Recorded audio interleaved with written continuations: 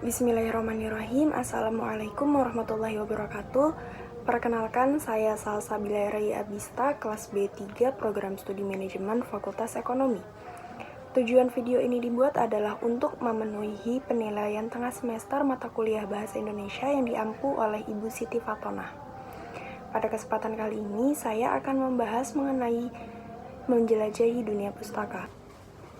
Menjelajah dunia pustaka adalah sarana pembelajaran bahasa Indonesia berbasis teks. Pada kesempatan kali ini yang akan kita bahas adalah mengenai teks ulasan. Tujuannya untuk meningkatkan pemahaman, meningkatkan cara berpikir kritis, dan kemampuan dalam menulis.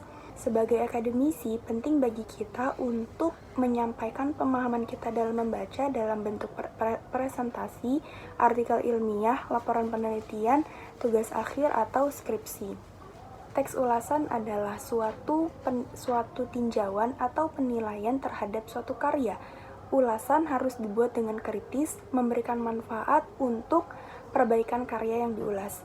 Teks ulasan juga sering disebut sebagai teks review, biasanya dituangkan dalam bentuk artikel. Ini mencakup deskripsi dan evaluasi buku, termasuk tujuan, gaya penulisan, dan struktur atau konteks yang lebih luas lagi mengenai buku. Untuk struktur teks ulasan, ada 5 strukturnya. Yang pertama, identitas, kemudian orientasi, tafsiran isi, evaluasi, dan rangkuman. Yang pertama adalah identitas. Bagian ini berisi informasi mengenai identitas ulasan, termasuk nama penulis, tanggal penulisan, dan sumber ulasan. Identitas pada ulasan buku juga memberikan deskripsi tentang wujud fisik buku dan ciri-cirinya. Genre mikro yang digunakan pada bagian identitas merupakan genre mikro deskripsi. Lalu yang kedua ada orientasi. Bagian ini memberikan gambaran awal tentang topik atau karya yang akan diulas, termasuk judul buku, film, atau karya lainnya. Penulis memberikan informasi sekilas tentang topik tersebut menggunakan genre mikro deskripsi dan eksposisi. Kemudian yang ketiga, tafsiran isi. Bagian ini membahas rinci isi atau konten karya yang diulas, termasuk alur cerita, karakter, plot, setting, dan elemen penting lainnya. Penulis memberikan penjelasan menggunakan genre mikrodeskripsi dan rekonstruksi. Lalu yang keempat adalah evaluasi. Pada bagian ini, penulis memberikan pendapat tentang kualitas karya yang diulas, termasuk kekurangan maupun kelebihan, nilai artistik, dan kesan keseluruhan. Ini merupakan tahap evaluasi kritis dan objektif dalam teks ulasan. Pada bagian ini, penulis menggunakan genre mikro diskusi. Lalu yang kelima adalah rangkuman. Pada bagian ini berisi rangkuman singkat dari ulasan yang telah disampaikan sebelumnya. Penulis merangkum poin-poin utama atau kesimpulan yang terkait dengan karya yang ditulis. Genre mikro yang digunakan adalah eksposisi dan deskripsi. Setelah membahas struktur teks ulasan, ada beberapa jenis dari teks ulasan. Yang pertama adalah ulasan kritis.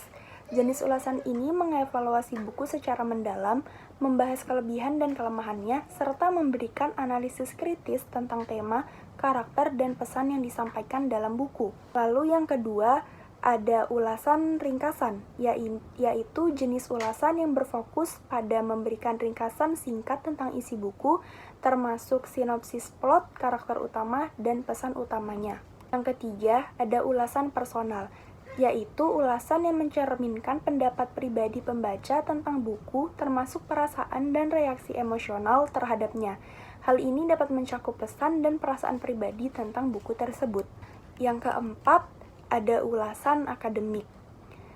Jenis ulasan ini lebih formal dan mendalam, sering digunakan dalam konteks akademik.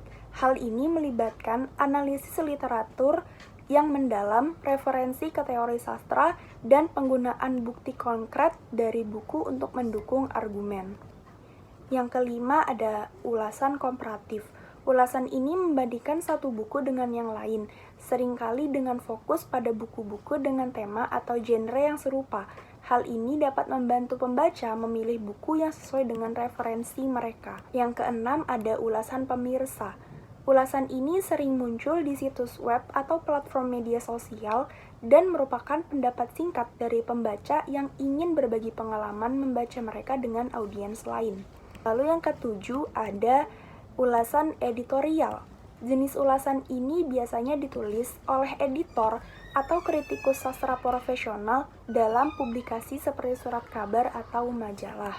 Setelah mengetahui jenis-jenis teks ulasan, selanjutnya adalah langkah-langkah membuat teks ulasan.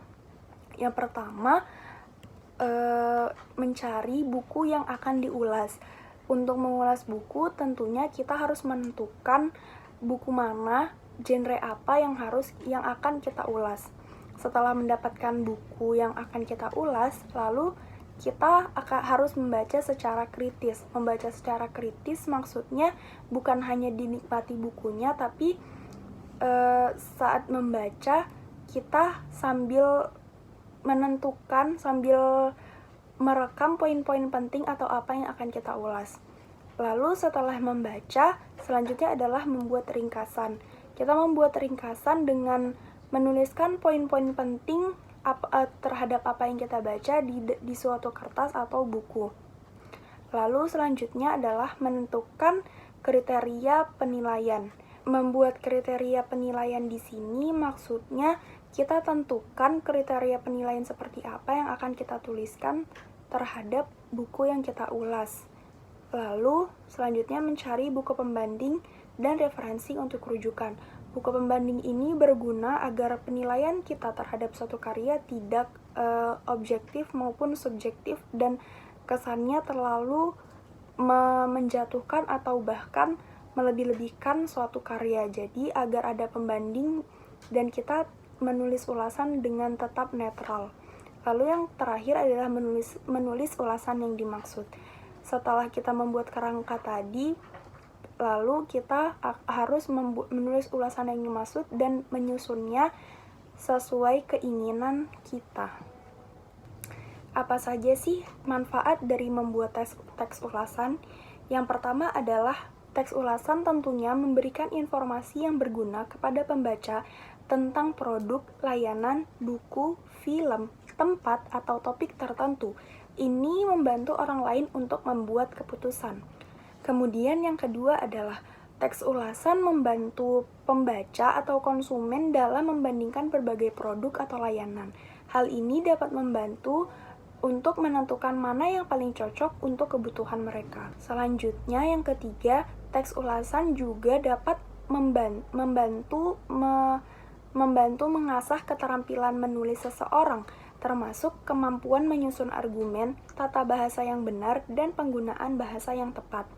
Yang keempat, ulasan dapat membantu orang lain membuat keputusan yang lebih baik, terutama dalam hal produk atau layanan yang akan mereka beli atau gunakan. Yang kelima, membagikan ulasan di komunitas atau di platform seperti media sosial atau blog dapat membangun komunitas yang berbagi minat yang sama. Yang keenam, ulasan yang baik dapat mempengaruhi keputusan pembaca dan berkontribusi pada popularitas buku atau kesuksesan produk atau layanan tersebut. Selanjutnya yang ketujuh, menulis ulasan memerlukan pemikiran kritis untuk mengevaluasi kelebihan dan kekurangan suatu subjek dengan objektif. Dengan begitu, maka cara berpikir kritis kita akan lebih terasah. Lalu yang kedelapan, menulis ulasan memungkinkan kita untuk memahami produk atau layanan dengan lebih mendalam, sehingga meningkatkan kesadaran bahwa terhadap detail-detail yang mungkin terlewat sebelumnya. Lalu yang kesembilan, ulasan yang sangat baik dapat mendapatkan pengakuan dari produsen atau penyedia layanan dan mungkin bahkan mendatangkan penghargaan. Dan yang terakhir, yang ke-10, ulasan juga dapat membantu perusahaan atau penyedia layanan untuk mendapatkan umpan balik yang berharga untuk meningkatkan kualitas produk atau layanan mereka. Itu tadi yang dapat saya sampaikan. Jadi saya menyimpulkan bahwa menjelajah dunia pustaka bertujuan untuk menambah wawasan kita sebagai pembaca serta keterampilan mengulas buku. Struktur teks ulasan dibuka dengan identitas, dilanjutkan oleh orientasi, lalu tafsiran isi, evaluasi, dan rangkuman.